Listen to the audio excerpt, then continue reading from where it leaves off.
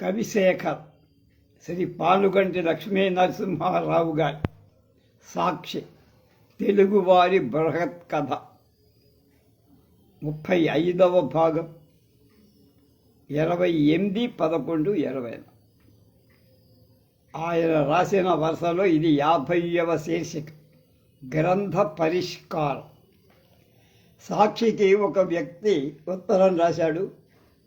అది వాళ్ళ ఊళ్ళో ఒక కవి గురించి. ఆయన బాగానే కవిత్వం చెప్పగలడు, చక్కగా చదువుకున్నవాడు అయిన పిరికి. ఎంతో చదువు ఏర్పడితే కానీ మాట్లాడే స్వభావం కలవాడు. ఆయనతో పక్క ఊరిలో ఒకతను చాలా కాలం స్నేహం చేసి చదువు సంపాదించి ఒకనాడు తన మనస్సులో కోరిక బయట పెట్టి అతనికి తన తాతగారు వ్రాసిన పుస్తకాలు పరిష్కారం చేయించి ముద్రించాలని కోరిక. ఆ పుస్తకాలు పీచు కాగితాల మీద ఎప్పుడో వ్రాశారు. కొన్ని అక్షరాలు కనపడక, కొన్ని అక్షరాలు శిథిలాలై అస్పష్టంగా. కొందరేమో కొన్ని శబ్దాలు అపశబ్దాలు అన్నారట.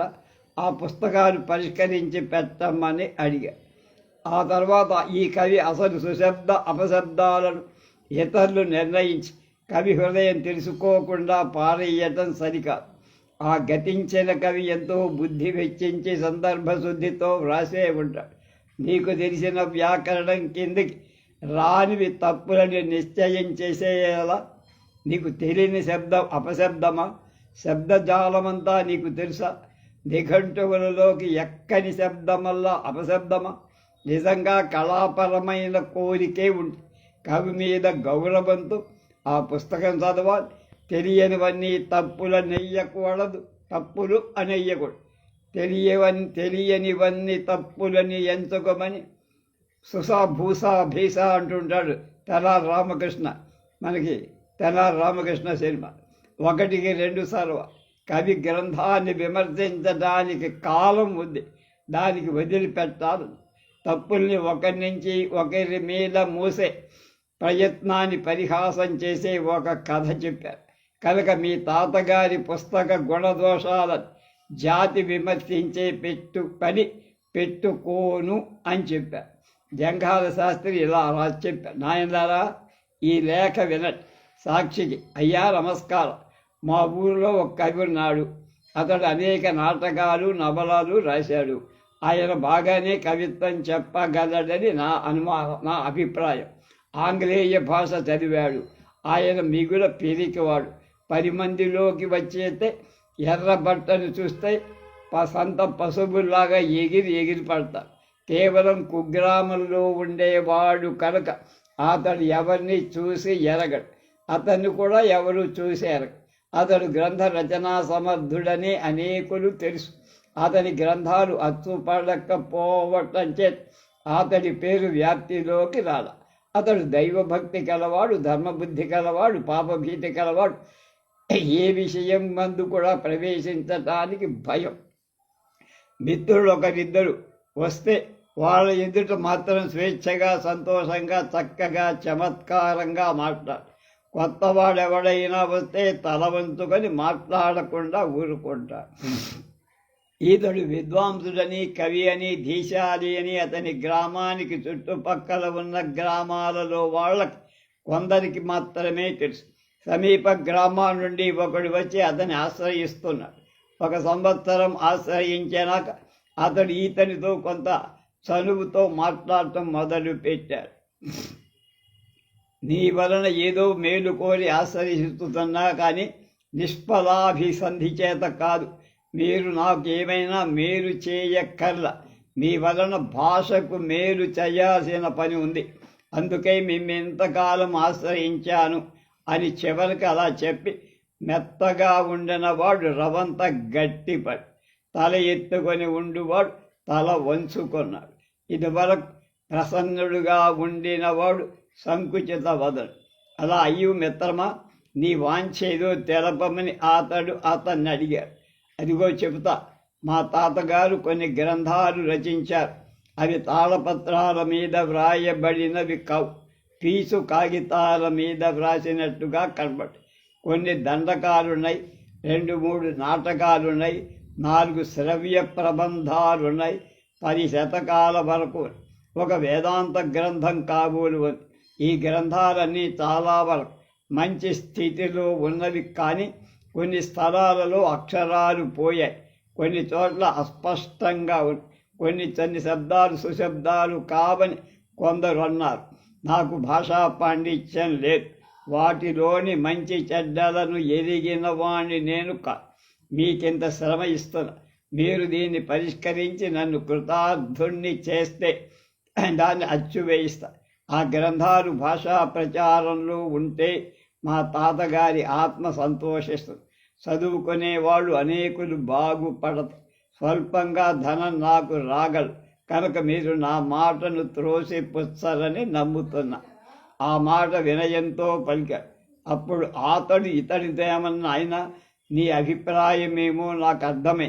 మీ తాతగారిని నేను ఎరుగునంతటి అదృష్టం నాకు పట్టకపోయిన ఆయన గురించి విన్నవాణ్ణి కూడా కాదు.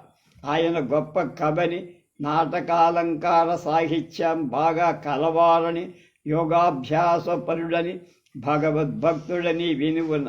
ఆయన రచించిన గ్రంథాల్లో సందర్భాలను సవరించమని నువ్వు నన్ను ప్రోత్సహిస్తున్నావు. వాటిలో తప్పులున్నాయని నీకు స్వయంగా తెలుసుకోవటం అవకాశం లేదన్నావు. ఎవరో వాటిలో తప్పులున్నాయని నీతో చెప్పి ఉంటారు. అవి తప్పులో నిజంగా ఉప్పులో వాళ్ళకి మాత్రం ఎలా తెలుసు? ఆయన శబ్దార్థం ఒకరి సొమ్మ, ప్రమాదానికి లోను కాని వాళ్ళెవరు? మీ తాతగారు బ్రహ్మజ్ఞాన సంపద. ఆయన యోగ దృష్టి చేత ఆ గ్రంథాలు వ్రాశారని నాకు అనిపిస్తుంది. నీకు అసందర్భాలని తోచిన వాటిని సందర్భాలని వారు ప్రయోగించి ఉంటారు. ఒక కవి గ్రంథం వ్రాయటకి ఎంత శ్రమ పొందుతాడో నాకు తెలుసు. ఎంత బుద్ధో ఆయన వినియోగించాల్సి వస్తుంది. ఎన్నిసార్లు దాని కింద నుండి మీదికి, పైనుండి కిందకి పరిశీలించి ఉంటాడు. తన శక్తి అంతా దానిపై ధారపోసి ఉంటాడు. అలాంటి గ్రంథాన్ని తెరచి యాదృచ్ఛికంగా ఈవేదో పత్రాన్ని చూసి ఇందులో తప్పులున్నాయని నువ్వు అనటం బుద్ధిహీనత కదా.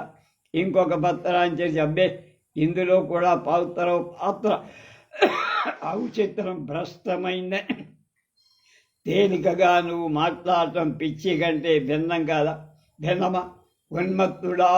ఉత్తమ కవి గ్రంథాలను విమర్శించడం, కవి తన గ్రంథ రచనలు పడిన కష్టాల్లో సహస్రాంశమైన నువ్వు పడకుండా గ్రంథంలో తప్పులున్నాయని పలకటంకి నువ్వు ఎవడివి? నీ సమర్థత ఏమిటి? ఆమూలాగ్రంగానైనా గ్రంథాన్ని చదవకుండా అధిక్షేపించటానికి నీకేమధికారం? నువ్వు ఈ మాత్ర ప్రయోజకుడు, గ్రంథకర్త నీ అంత ప్రయోజకుడు గ్రంథకర్త కాడని నీ అభిప్రాయమా? తప్పులని నువ్వు అనుకున్నావే, తప్పులని నీకు ఆ తెగ నీళ్లు ఎందుకు? తప్పులేవో ఉప్పులేవో నీకు నిర్ధారణ పట్టిక జాగ్రత్త పరుచుకున్నావా? నీకు తెలిసిన వ్యాకరణం కిందికి రానివి తప్పులని నిశ్చయించాలా? నీకు తెలియని శబ్దం అపశబ్దమని నిశ్చయమా? శబ్దజాలమంతా నువ్వు ఎరుగుతావా? నిఘంటువులో లేనంత మాత్రాన అపశబ్దమని నిరాకరించచ్చా? శబ్దస్వరూపాల లెక్కేమి? భావస్వరూపాన్ని పరిహసిస్తున్నది. ఇక్కడ ఔచిత్యం లేదంటున్నది. ఇక్కడ స్వభావం తట్టుబండలైందనంటున్నది. ప్రపంచంలోని బాహ్యాంతర ప్రకృతిని నీకు కరతలామలకాలయ్యాయా? నీ ప్రకృతిని బట్టి అస్వభావమైన దానిపై అడ్డుగీత వేయాల్సిందే. కానీ నీ నీ ఆశయమా? నీ ప్రకృతిని పరిశీలించుకొని తెలుసుకొని లేని వాడవు కదా మూఢ. నీవు ఇతరుల ప్రకృతిని పరిశీలించి అది స్వభావమని, ఇది స్వభావమని, ఇది అస్వభావమని పలకటం నీ తరం. పప్పులో గరిటలాగా నిత్యం నీ సంసారంలో నువ్వు తిరుగుతున్నా. నీ ఇంట్లో ఒక ప్రకృతిపైన తెలుసుకోగలిగావా? నీ ఎదుట బుద్ధులాగా నీలాగే తిరిగి మాట్లాడేటువంటి జ్యేష్ఠలు ఆచరించేతున్నటువంటి ప్రకృతులని నువ్వు పరిశీలించడం చేతగాదే. అలాంటి చోట పుస్తకాలలో పాత్రల స్వభావాన్ని కనిపెట్టగలవా?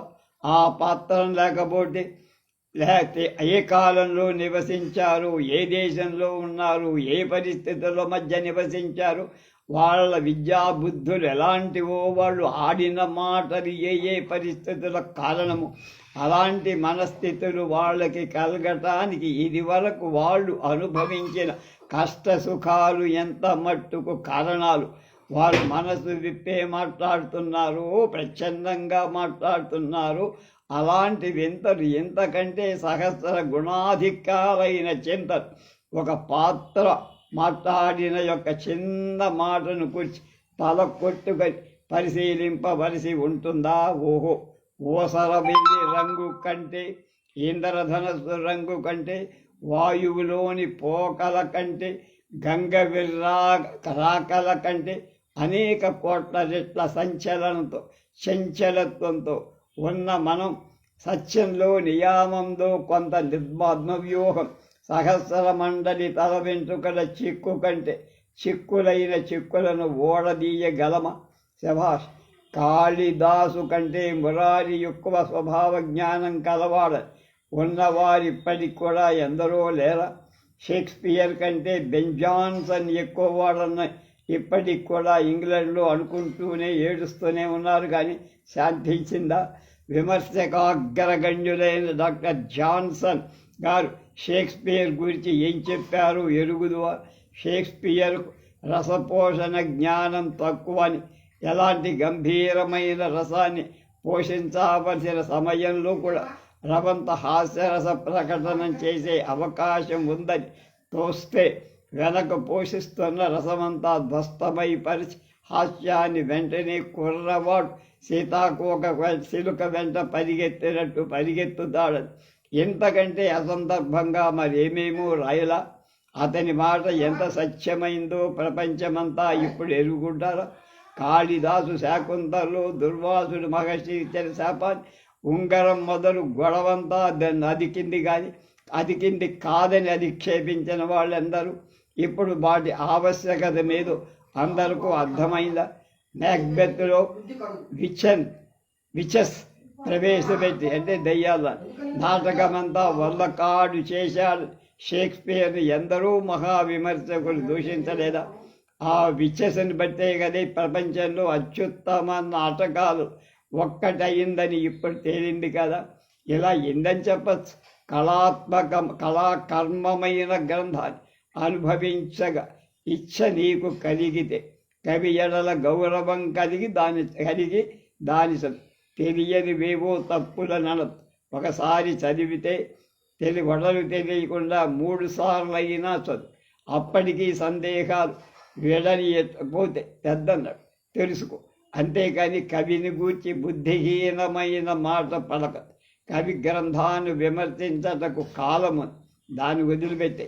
నాయనా, ఒకడు వ్రాసిన దానిలో తప్పులు పట్టటకు ఇన్ని బాధలు, ఇన్ని చిక్కులున్న సత్యశోధ, సతీశోధ, స్వభావ శోధ, సత్కవి శోధ, సర్వేశ్వర శోధ ఒక్కళ్ళ తలమా? తప్పులను భ్రమచే ఒప్పులని తప్పులు చేసిన వాళ్ళందరూ ఇలా చేయటం నిజంగా పాపమని నాయన. ఒక చిన్న కథ చెప్తా. మునుపు మనవారు చెప్పిన కథే, నేను కొత్తగా కల్పించిందేం కాదు. ఒక ఊరికి ఒక సన్యాసి వచ్చి ఆ సంగతి ఎరిగి గ్రామ వాస్తవ్యంలో ఒక గృహస్థు ఆయనకి భిక్షాబంధనం చేసి తన ఇంటికి ఆహ్వాని. గృహస్థుడు బీదవాడు, అందుచేత భటుల సహాయం లేదు. సన్యాసి వడ్డనలోకి గొల్ల ఇంటి నుండి పెరుగు తీసుకొని రావడం ఎవరూ లేక తానే తీసుకొని వస్తుండే.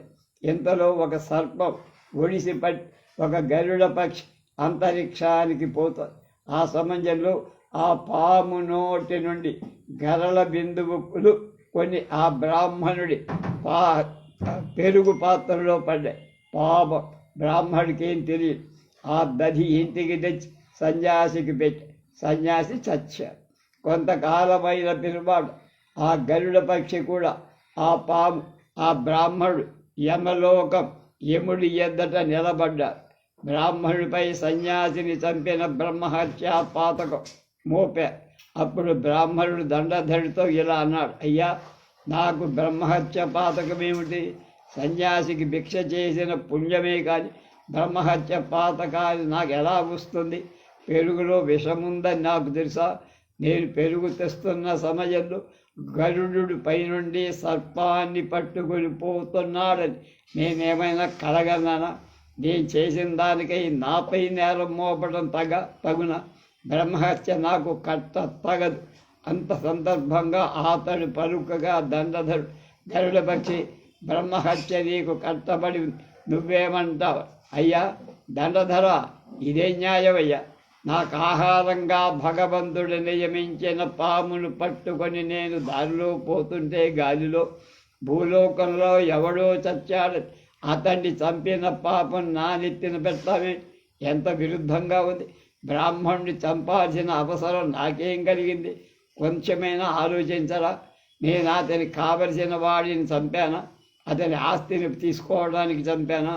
అతన్ని స్పృశించకుండాని, అతన్ని చూడకుండాని, అతన్ని ఎరగకుండాని, అతన్ని తలపకుండాని అతన్ని చంపాడంట న్యాయం అని గరుడు చెప్పి, అప్పుడు దండధరుడు ఏం తోచక పాము మీద నెపం పెట్టి, పాము సర్పమా, నీ జిహ్వాగ్ర నుండి పడిన విషబిందువు చేతి సన్యాసి సత్య కనుక నీకు బ్రహ్మహత్య అంటగడుతున్నా, నువ్వేమంట? అయ్యా అన్నిటికంటే ఇది మహా బాగుందయ్యా. గరుడు నన్ను గట్టిగా పట్టుకోవటంతో నా చైతన్యం పోయి చచ్చిన నా కళీబరం నుండి విషబిందువులే జారాయో, రక్త బిందువులో జారాయో, చెమట బిందువులో జారాయో. నేను చచ్చిన తర్వాత జరిగిందానికి కూడా నేనే బాధ్యత వహించడం న్యాయమా? ధర్మమా? ధర్మస్వరూపుడవే నేను బ్రహ్మహత్య వహింపను, నాకేం పని అన్న. సర్పం నిర్దాక్షిణ్యంగా అలాగే. అప్పుడు దండధరుడు దగ్గాలేక మింగాలేక ఊపిరి సలపక మిడుతూ అవంత సేపాది త్రయం వంక చూసి, రేపు ఆలోచిద్దాం, అక్కడ ఉంటారుగా మిగతా న్యాయాధిగా, వాళ్ళ వైపు చూసి రేపు ఆలోచిద్దాం రమ్మని పంపించి, మర్నాడు భూలోకంలో ఇద్దరు బ్రాహ్మణులు పొలంలో పంట అంచనా తోచటానికి వరి మళ్ళ దగ్గరికి వెళ్తున్నారు. అవల్లో ఒకడు, ఇంకా ఈ ఊరిలో ఉండ తగదురా, పోదామని రెండవ వాడితో. ఇంతలో రెండు పక్షులు దగ్గర ఉన్న వృక్షం మీద మాట్లాడుకుంటున్నాయి. పక్షి భాష వాడిద్దరికి బాగా తెలుసు. మగపక్షి తాను యమలోకానికి విలాసార్థంగా వెళ్ళానని, బ్రహ్మహత్యను గురించి పెద్దగా అక్కడ చర్చ జరిగిందని, తీర్పు చెప్పటానికి తరువాతగా ఉన్నదని, అది రేపు చెప్తారని, రేపు కూడా అక్కడికి వెళ్ళి ఆ తీర్పు విని నీకు చెప్తారని వివరంతో కూడా ఆడపక్షితో ఆ మాటలు ఈ రెండవ వాడు విని ఆశ్చర్య నిమగ్నుడై రేపటికి తీర్పేదో వినగోరి మొదటి దాని వాడితో, మీ ఊరి నుండి ఎల్లుండి కానీ బయలుదేరి రా అని చెప్పి. అప్పుడు మొదటి వాడు అందుకు కారణమేమిటని గుచ్చి అడగ్గా, చివరకు రెండవ వాడు పక్షి వలన తాను విన్న విషయాలన్నీ పూసగుచ్చినట్టు చెప్పి, ఈ మాత్రానికి యముడికి ఎంత యోచన ఎందుకురా? రేపటి వరకు తీర్పాపడం ఎందుకు? గరుడకు బ్రహ్మహత్య దోషం లేదు, పాముకి లేదు. ఉన్న దోషమంతా బ్రాహ్మణుడు. తాను సన్యాసికి ఆహారంగా తిరుగు తీసుకుపోతున్న దానిపై మూత వేయకపోవడం ఆడ తప్పు. అలా చేయాల్సిన విధి చెయ్యకపోవడంతో బ్రహ్మహత్య బ్రాహ్మణుడిపై పెట్టాలి. తీర్పు ఇంత సులభంగా కనపడుతుంటే యమునికి నీళ్లు నమలటం ఎందుకు అని మొదటి వాడు రెండవ వాడితో అన్నాడు. ఈ మాటలు పక్షులు కూడా విన్నాయి. వాటిలో మగపక్షి మర్నాడు యమలోకాన్ని తెరగా వెళ్ళి సభలో కూర్చొని దండధరుడితో ఇట్లా, అయ్యా దండధర, యమధర్మరాజు, బ్రహ్మహత్య నియోగంలో ఈ దినంలో తీర్పు మీరు ఇయ్యాలి. నిన్న నాకేమీ తోచక కాబోలు తీర్పు ఆపి ఉంచారు. బ్రాహ్మణుడు పెరుగు పాత్రపై మూత వేయకపోవటం వల్ల ఈ బ్రహ్మహత్య సిద్ధించి ఉంటుంది కనుక ఆ బ్రాహ్మణుడికి బ్రహ్మహత్య అంటకట్టాలి.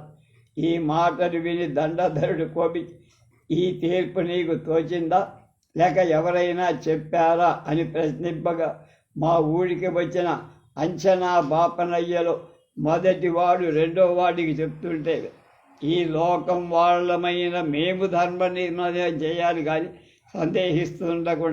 సందేహిస్తుండగా అడగకుండా తీర్పు చెప్పడానికి సాహసించారు. ఆ బ్రాహ్మణుడి నెత్తిపై బ్రహ్మహత్య అంట కట్టామని చెప్పు అని పక్షి. వింటావా నాయన, నిన్ను నీ తాతగారి గ్రంథాలు విమర్శించి గుణదోష నిర్ణయం చెయ్యమన్నావు. నీ నన్ను అడగల. అందుకే కారణము అలా చెయ్యక సందేహించి ఊరకుండా తగుదనమ్మా అని నేను పని లేందే ముందుకు వచ్చి ఈ గ్రంథాలను విమర్శిస్తే నా బ్రహ్మహత్యా దోషం నా తలపై పడుతని చాలా సందేహపడుతున్నా. అందుచేత నా వల్ల కాదు, నువ్వు వెళ్ళొచ్చు, నీకు భగవంతుడు మేలు చెయ్యుగాక అని పంపించి.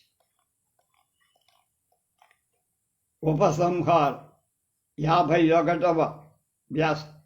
రెండవసారి స్థాపించిన సాక్షి సంఘం 1920 సెప్టెంబర్ 1 తన ఉపన్యాస పరంపరను 2 ఏళ్ల పాటు కొనసాగి ఈ ఉపన్యాసాలన్నీ ఆంధ్రపత్రిక సారస్వతానుబంధంలో ప్రకటన కూడా ప్రచురింపబడి ముందు 1 సంవత్సరమే అనుకున్న ఉపన్యాసాలు 2 ఏళ్లు గడిచాయి.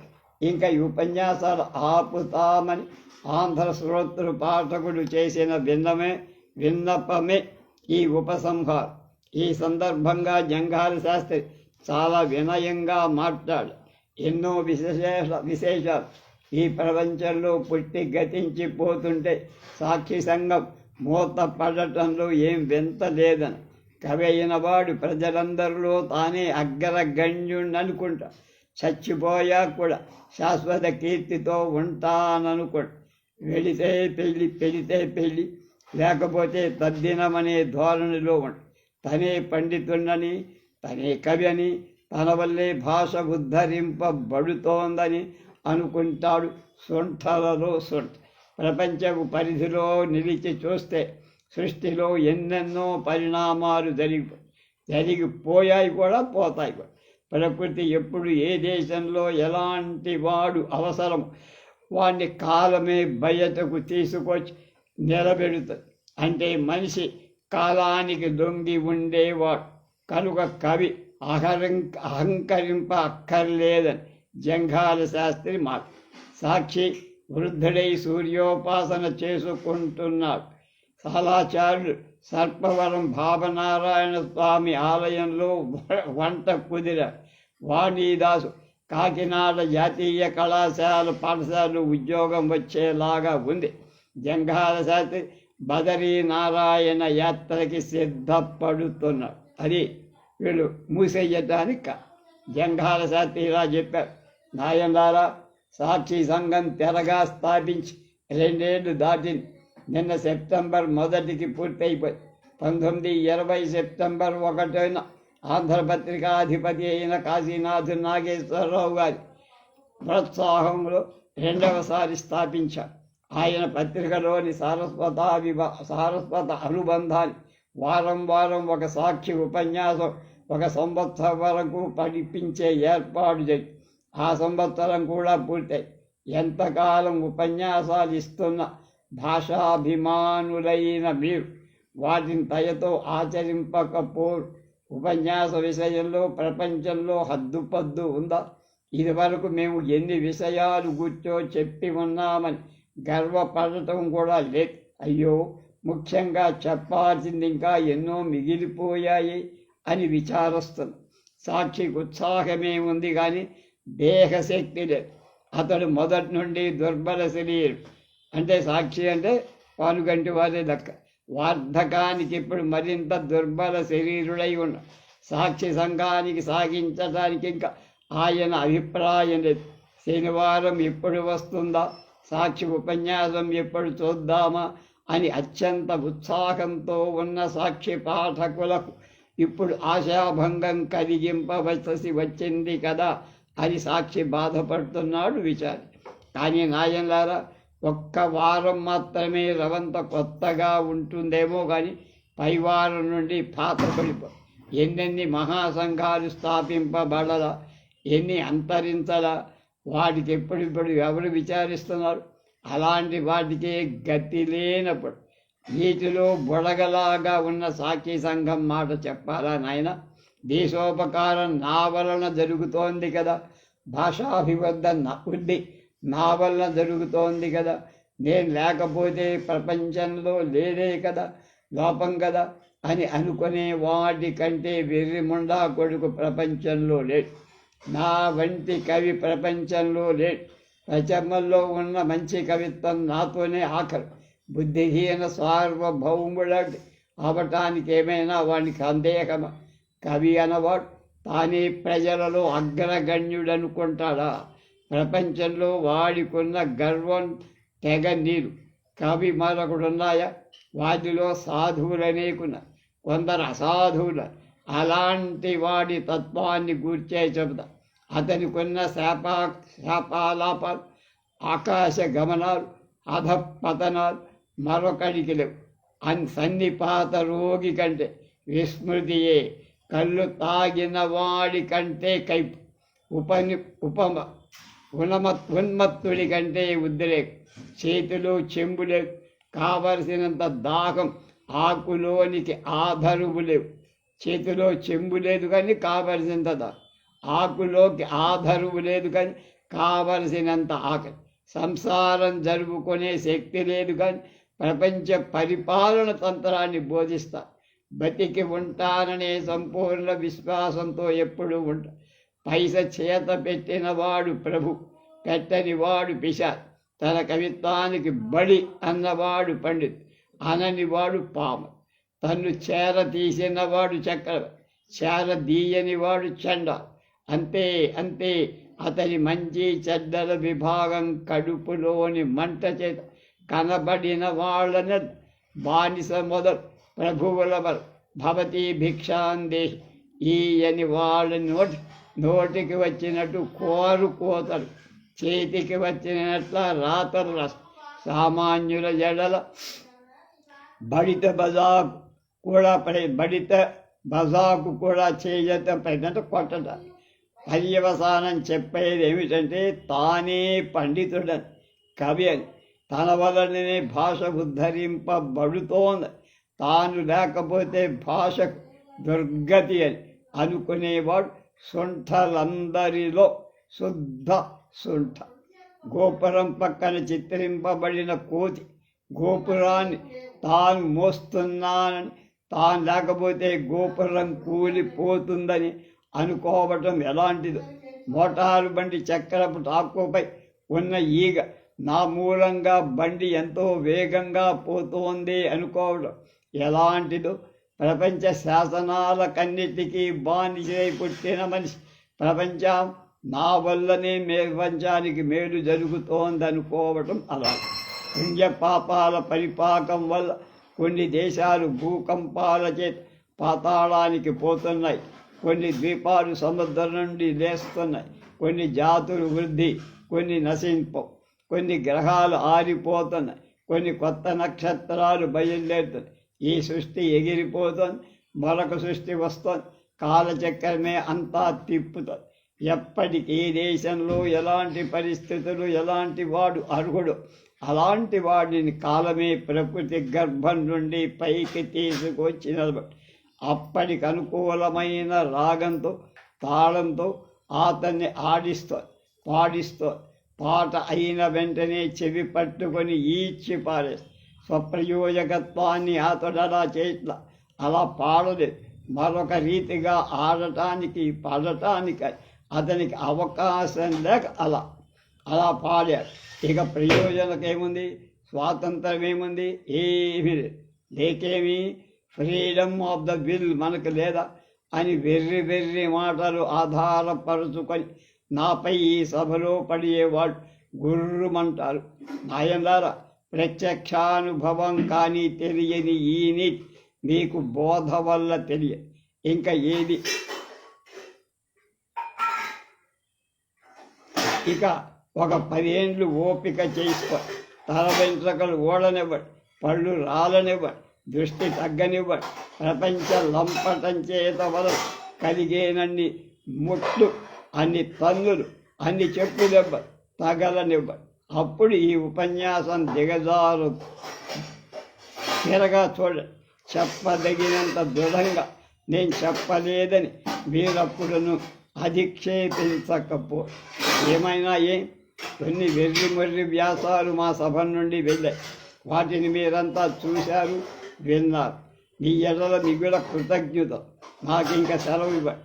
సోదరీమణులారా, ఈ ఉపన్యాసంలోని అంశాలు ఏవైనా మీ మనస్సులకు ఎప్పుడైనా నొప్పు కలిగిస్తే దయాపూర్వకంగా మిమ్మల్ని క్షమించమని వేడుకుంటూ దైవభక్తి కలిగినటువంటి మీరు తరించండి, మీ భర్తలను తరింపచేయండి.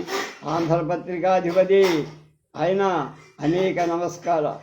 మేము ఎందును గురించి ఉపన్యాసాలు ఇచ్చినా ఎలా ఇచ్చినా మా అందరి దయచేత మీరు వెంటనే వాటిని ప్రచురిస్తున్నందుకు మేము మేము మా సంఘంలో సమావేశపరచిన పరమేశ్వరుడికి కటాక్షం. మేము చెయ్యదగిన పని ఏదో శక్తి వంచన లేకుండా నిర్వహించుకున్నామని నమ్ముతాం. దేశ క్షేమకరాలైన భాషా పోషకారాలైన అనేక కార్యాలు మీచే సర్వేశ్వరుడు వనర్ప చేయుతూ మిమ్ము దీర్ఘ ఆయురారోగ్యాది సంపన్నుని చేసి రక్షించుగా.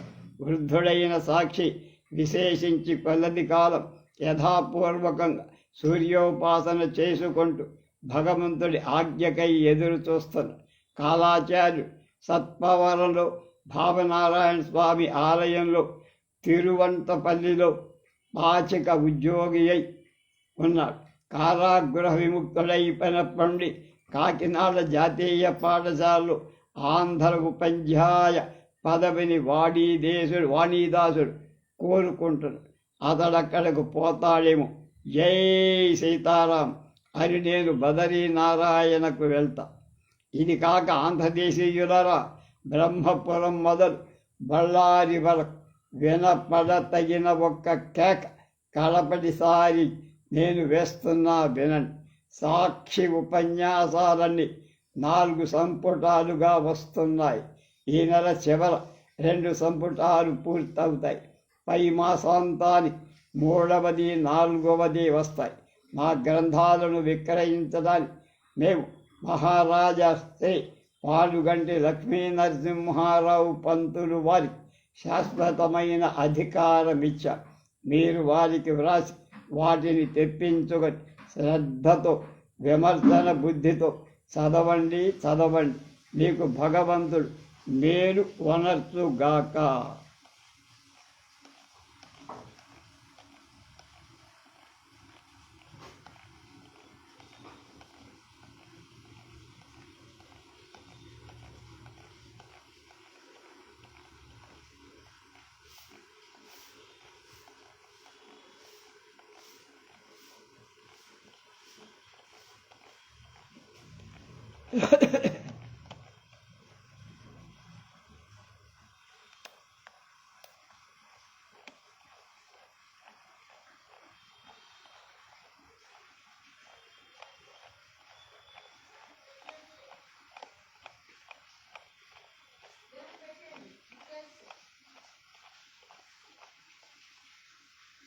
దీనితో ఈ 35వ భాగంతో సాక్షి పాలుగంటి లక్ష్మీనరసింహారావు గారి సాక్ష్య వ్యాసాలు తెలుగువారి బృహత్ కథ అంటారు.